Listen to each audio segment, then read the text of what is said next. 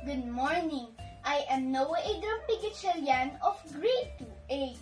My teacher's name in English is Miss Jonah Alarcon. Today, I am going to present my product task entitled Book It. I wish to show everybody the book that I made. And here it is. I made some design on my book so it would look more beautiful and appealing. The first part of the book is what we call the spine. Its purpose is hold the pages of the book. The second one is the front cover. It includes the title of the book, which is My Adventure.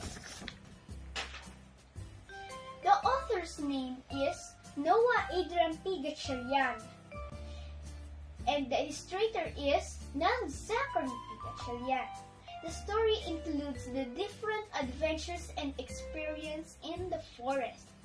It tells how happy and exciting it is to be in the forest.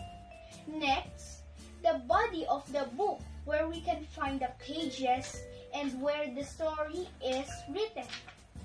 The last part of the book is what we call the back cover. This is the opposite side of the book. So, this ends my presentation. Thank you for taking time to listen. God bless us all. Goodbye!